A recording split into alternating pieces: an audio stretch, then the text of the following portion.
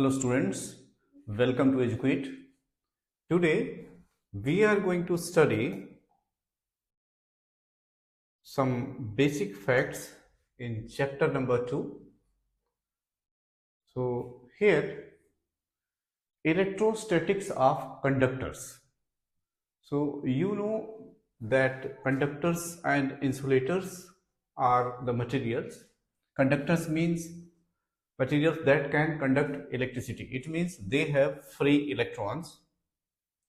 And insulators means materials that don't conduct electricity. So here some basic point is given. Let's read it. Conductors and insulators were described briefly in chapter 1. Conductors contain mobile charge carriers. In metallic conductors, these charge carriers are electrons. In a metal, the outer valence electrons part away from their atoms and are free to move. These electrons are free within the metal but not free to leave the metal. The free electrons form a kind of gas. They collide with each other and with the ions and move randomly in different directions. In an external electric field, they drift against the direction of the field. The positive ions made up of the nuclei and the bound electrons remained held in their fixed position. In electrolytic conductors, the charge carriers are both positive and negative ions. Keep in mind, in case of electrolytic conductors, the charge carriers are both positive and negative ions. In case of metals, charge carriers were the electrons. Now, the situation in this case is more about the movement of the charge carriers is affected both by external electric field as also by the so-called chemical forces. You know, chemical forces means if there are ions, then there will be positive and negative ions, so electrons will be attracted or repelled as the case may be. Example, you can say suppose there is here, this is immobile negative ion and here there is electron, so there will be repulsion. But if there is immobile positive ion, then there will be attraction between this ion and electron. So these are things we will study later on. So our concern is to study the basic properties of conductor. So here the first point is, inside a conductor electrostatic field is zero. Description is given that you can read why the electric field is zero. Sometimes this question comes, so I am leaving it for you. Second point is, at the surface of a charged conductor, electrostatic field must be normal to the surface at every point. This is also important point. If it will not be normal, then what will be the case? In that case, electrons will move. So here it is given, if E were not normal to the surface, it would have some non-zero component along the surface. Free charges on the surface of the conductor would then experience force and move. In the static situation, therefore, E should have no tangential component. Thus, electrostatic field at the surface of a charged conductor must be normal to the surface at every point. For a conductor without any surface charge density, field is zero even at the surface. We will see that thing later on. Next point is, the interior of a conductor can have no excess charge in the static situation. If you give some charge, it will come on the surface. You can read it. There is no net charge at any point inside the conductor and any excess charge must reside at the surface. Then next point is, electrostatic potential is constant throughout the volume of the conductor and has the same value inside and on the surface. Why? So let's see this. So since electric field is zero, E equal to 0, and you know E is given as negative gradient of potential minus dV upon dr and equal to 0. So you can say minus dV upon dr equal to 0 or dV upon dr equal to 0. And if you remember, differentiation of any constant becomes 0. It means V must be constant. So this is logic here. So here electrostatic potential is constant throughout the volume of the conductor and has the same value as inside on its surface. Then comes next point. Next point is electric field at the surface of a charged conductor is sigma upon epsilon naught n cap. N cap tells the direction in which electric field is there. This you can read. So I am leaving it for you. Then next point comes electrostatic shielding. Electrostatic shielding means, as I told you, that inside the conductor there is no electric field. So if there is any sensitive device, so you can put it inside the conductor which will not be affected by external field. So you can read it, you will find here same thing is explained. The effect can be made use of in protecting sensitive instruments from outside electrical influences. And here different situations are shown that if there is cavity inside, so there won't be electric field and electric potential will be constant throughout. So different cases are given here. You can read, you can see one by one. Now there are some basic questions and I'm going to discuss them one by one. A comb run through one's dry hair attracts small bits of paper. Why? So reason is given here. This is because the comb gets charged by friction. The molecules in the paper gets polarized. Polarized means positive and negative ions are developed by the charged comb, resulting in net force of attraction. If the hair is wet or if it is a rainy day, friction between hair and the comb reduces. The comb does not get charged and thus it will not attract small bits of paper. Then second question is, ordinary rubber is an insulator, but special rubber tires of aircraft are made slightly conducting. Why is this necessary? Obviously, due to air friction, charge will get accumulated and there may be problem. So here, to enable them to conduct charge produced by friction to the ground, as too much of static electricity accumulated may result in spark and result in fire. Similarly, there is another question. Third question is there. Vehicles carrying inflammable material usually have metallic ropes touching the ground during motion. Why? Again, same thing happens. Due to air friction with the motion of the vehicle, charge will get accumulated and then again accidental fire may take place. So if there is a metallic rope, so charge developed will go into the ground and such problem will not arise. Then next question is, a bird perches on a bare high power line and nothing happens to the bird. A man standing on the ground touches the same line and gets a fatal shock. Why? So logic is simple. The very important thing is the circuit must be completed. So here, in case of bird, circuit is not completed, so current does not flow through the body of bird. But in case of man, current passes only. Here, current passes and circuit is completed since there is potential difference. If there are two wires and they have same potentials, then there won't be any potential difference, so current will not flow. But suppose if one wire, here suppose this is 100 volt, this is also 100 volt and someone is touching, so current will not flow because there is equal potential. But suppose this is 100 volt and this is 120 volt, then if these two things are correct, these two wires are connected, then current will flow in this direction. So here current part passes only when there is difference in potential, and potential difference occurs because this is a wire which carries high voltage and mine is touching the ground. So here high voltage is there and here 0 volt is there. So definitely there is potential difference. So current will flow. That is why he will get a fatal shock. Now, dielectrics and polarization. Dielectrics means insulators. When any conductor is placed inside the electric field, suppose we apply electric field here.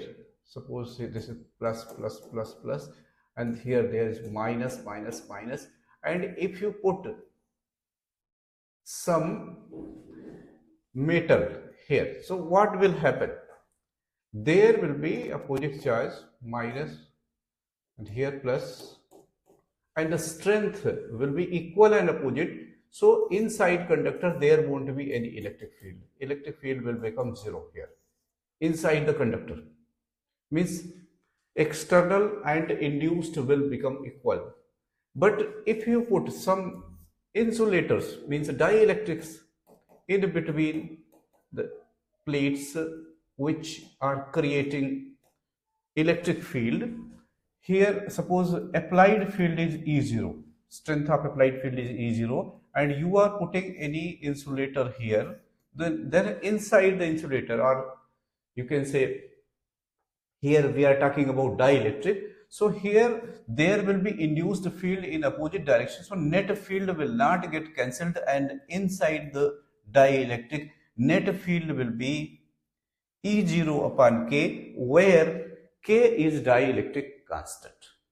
So you have understood that for a conductor, here inside no electric field will be there, but in case of insulator, or you can say here dielectric, net electric field will be there, that is E0 upon K, and we will make use of this concept while calculating the capacitance and other related concepts. Here one more thing I would like to tell you, that dielectrics are of two types. One is non-polar and another is polar. Examples of non-polar are H2 and CO2. Here what happens? Center of positive and negative charges coincide, hence there is no net dipole moment. But in this case, center of positive and negative charge don't coincide, and there is a net dipole moment. So HCl, H2O have net dipole moment, so they are polar. So some example, polar and non-polar. So here these are polar because centers are not coinciding. So I think you have understood. Here different situations are given when, like here, center of positive and negative charge coinciding in absence of electric field. Here what is happening? Here external field is applied in this case. Here also this is the case of non-polar molecules. Here this is case of polar molecules. So a dielectric develops a net dipole moment in the external field.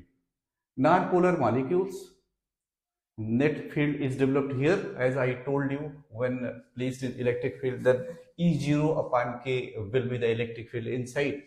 The same happens in non-polar molecules also, in polar molecules also. So here this is the case when there is no electric field, but when there is electric field, E does not equal to 0 means electric field is applied. Then there will be net electric field. But if it is conductor, as I told you, in that case the net electric field inside will be 0. But in case of dielectric, be it polar or non-polar, that does not matter, there will be net electric field inside it. Here one more concept that is important to know, that is here the term is polarization. You should know it, what is polarization. So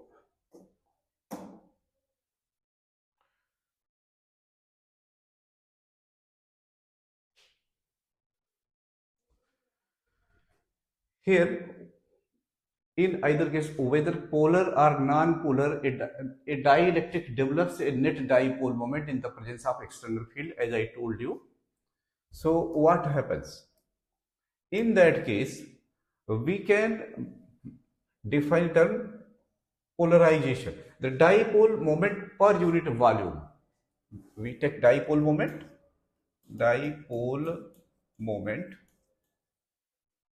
divided by volume. This is equal to polarization and it is denoted by P. So P equal to this much, and P can be written as, if medium is here, there is condition. If medium is linear isotropic, so uniformity is there. So we can relate it with the external electric field. So P equals, we can say P equal to epsilon naught xi E times capital E, where xi is electrical susceptibility of the dielectric medium. It is possible to relate xi to the molecular properties of the substance, but we will study it later on. Now,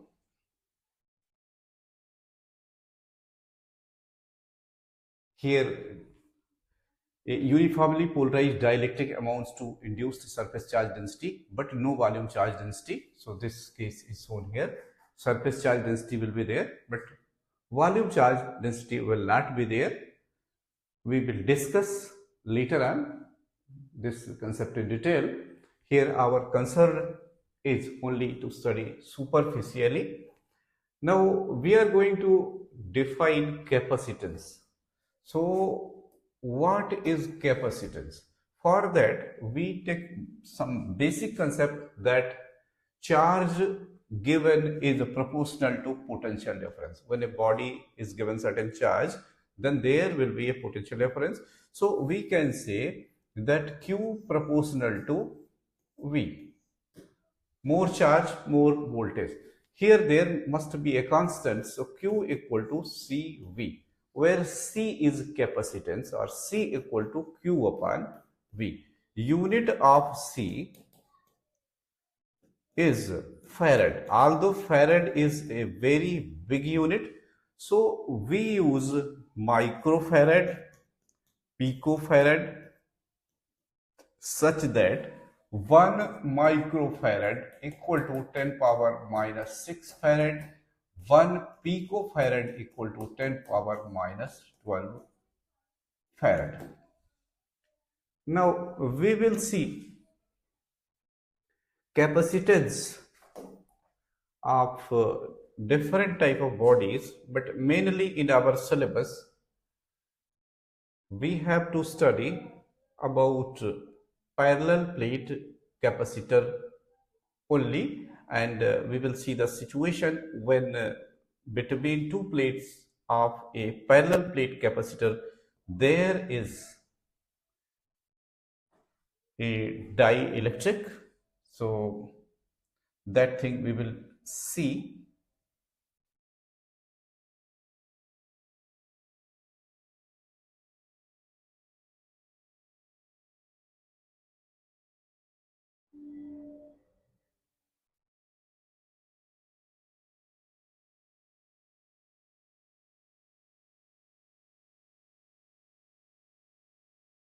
Now here there are certain terms that are important and you must know them.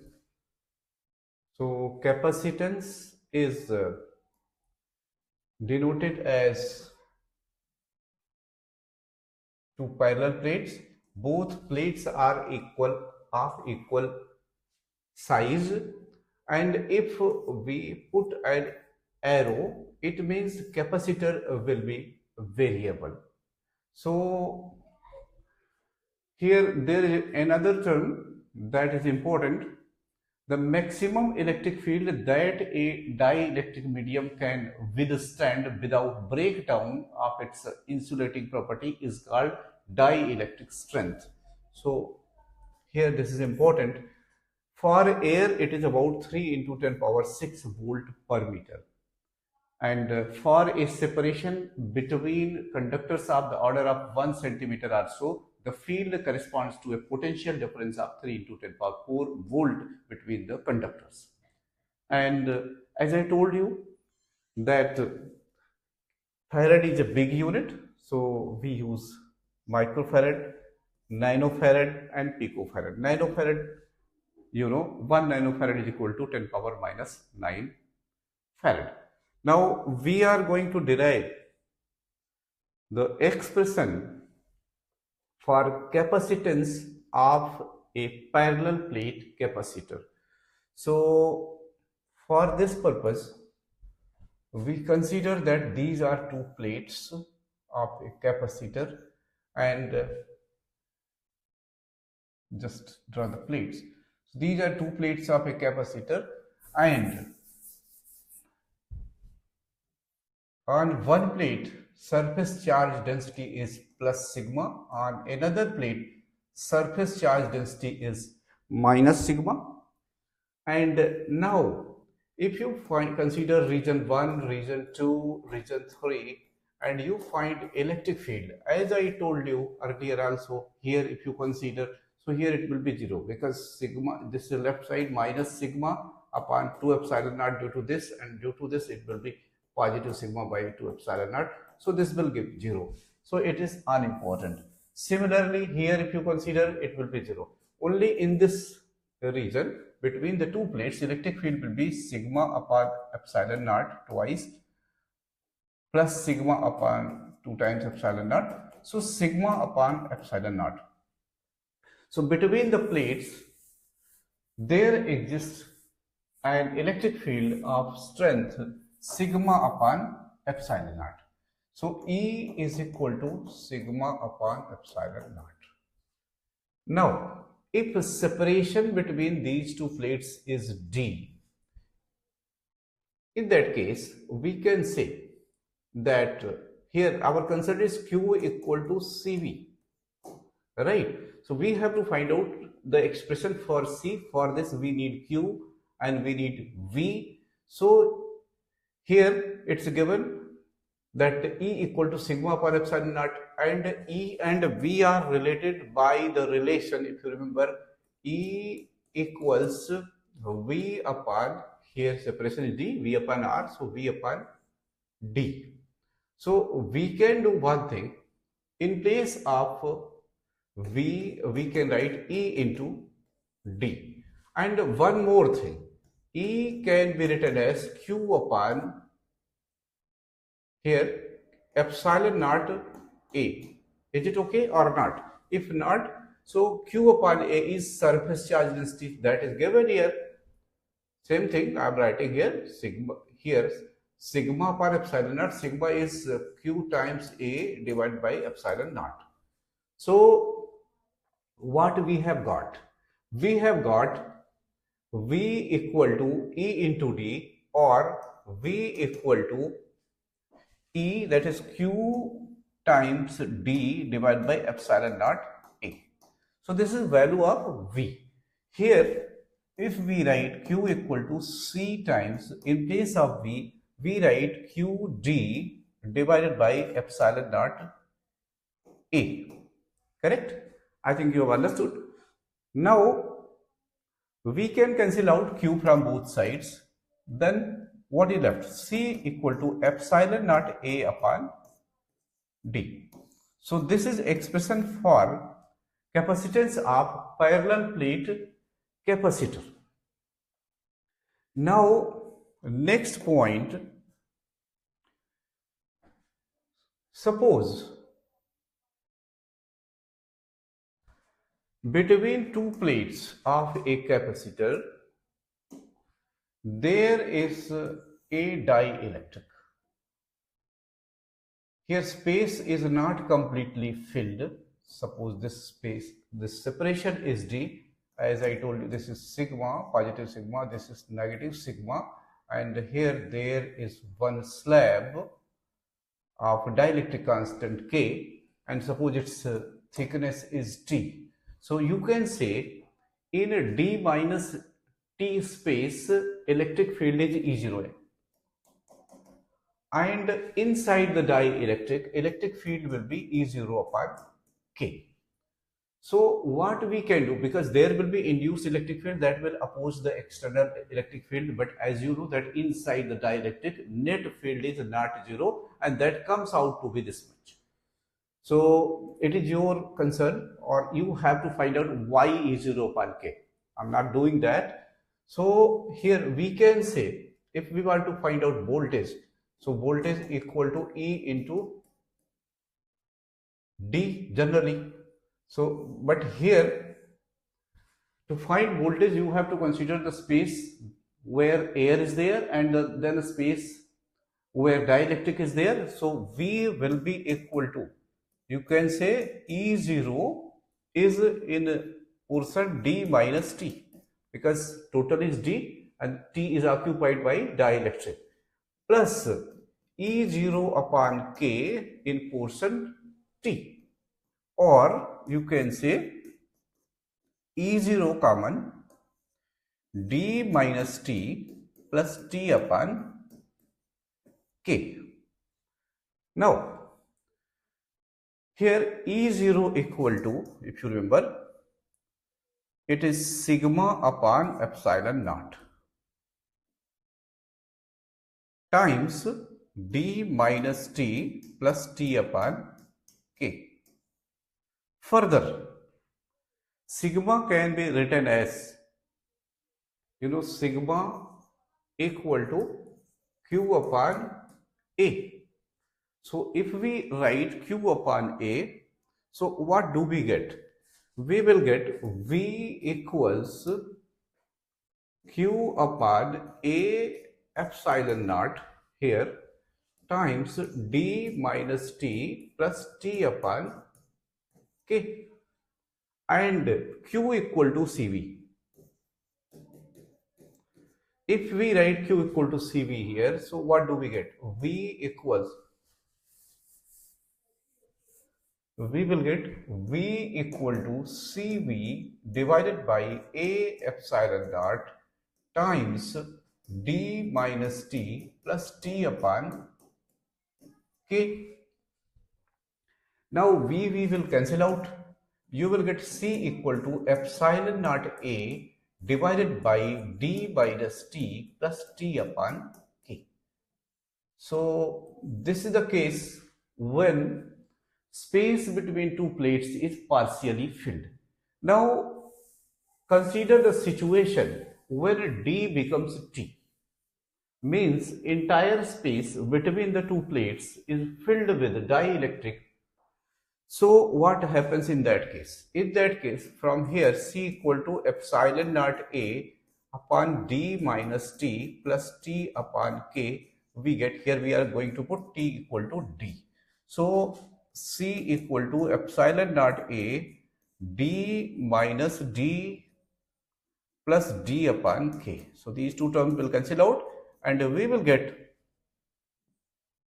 so C equal to, we take it special case, suppose we write it C dash whatever, so that depends on you. So epsilon naught A times K divided by D. So if you say that C0 we take like epsilon naught A upon D, then this can be replaced as C equal to C0 times K, where K is dielectric constant. It means if space between the plates is filled with dielectric, in that case capacitance increases K times. Now here one question is solved. So let's analyze that. We have to find out capacitance of parallel plate capacitor when area of cross section is given as 1 meter square and separation is given D is as 1 millimeter. So formula, epsilon naught A upon D. So epsilon naught is 8.85 into 10 to the power minus 12 into area is given 1 meter square. So put it 1 divided by D. Separation is 10 power minus 3. So this will give 8.85 into 10 to the power minus 9 farad. Similarly, here if we take capacitance as 1 farad and we want to find out the area, then what value do we get? So let's see that case also, and this will tell that something impossible we will get. So let's see here, we are taking C equal to 1 farad and we have to find out area, and distance is given as in our question. Let's see what information is given. 1 farad is to calculate the area of the plates needed to have C equal to for a separation of 1 centimeter. Separation is given D equal to 1 centimeter, that is 10 power minus 2 meter. So it is simple, C equal to epsilon naught A upon D, and we have to find out A. So we can say C into D upon epsilon naught. We put the values, C is 1 farad, D is 10 power minus 2, divided by epsilon naught is 8.85 into 10 to the power minus 12. If we simplify, we will get around 10 power 9 meter square. That is something which is impossible, 10 power 9 meter square. So here given that it is about 30 kilometer in length and breadth, and that is impractical. Now, effects of dielectric on capacitance, we have studied that if entire space is filled, then capacitance increases k times. If partially filled, then we have formula, as I told you, that it will become C equal to epsilon naught A upon D minus T plus T upon K. Now we are going to see one question that is very important. So let's read the question. Question says, a slab of material of dielectric constant K has the same area as that of a parallel plate capacitor, but has a thickness 3 by 4 D, where D is the separation of the plates. How is the capacitance changed when the slab is inserted between the plates? So, let's see the situation. What is happening? As I told you, when dielectric is filled between the plates, then capacitance is given by epsilon naught A divided by D minus T plus T upon K.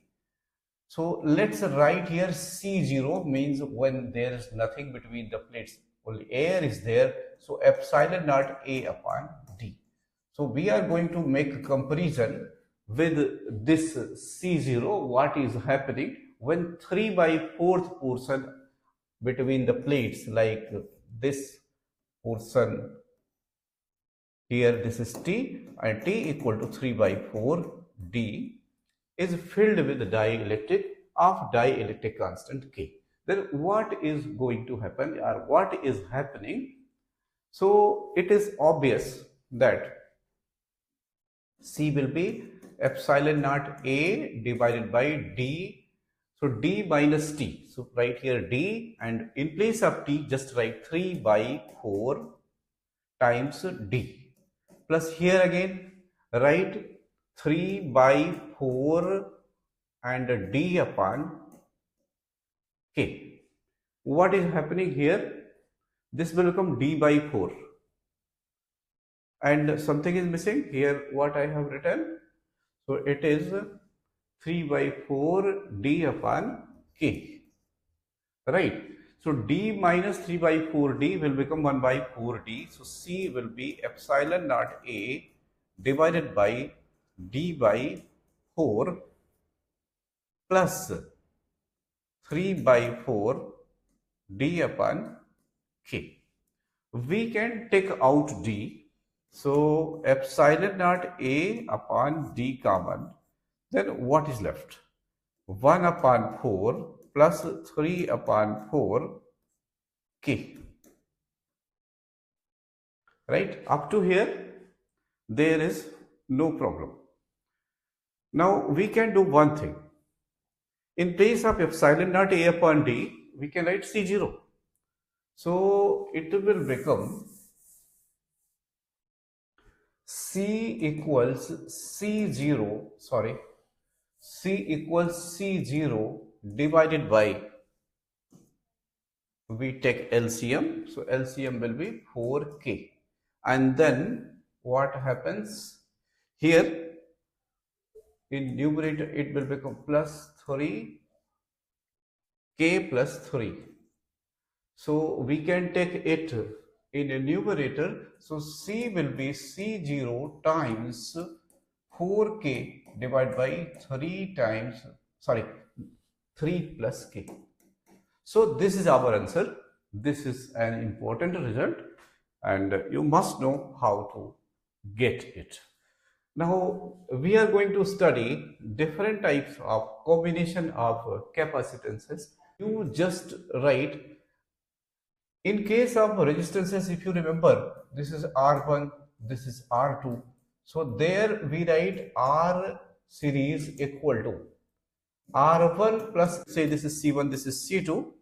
Then one, this time C parallel will be C1 plus C2. So this happens in case of resistances when they are in series, then they are, when they are in parallel, then in case of resistance what happens, this is R1, this is R2. So in that case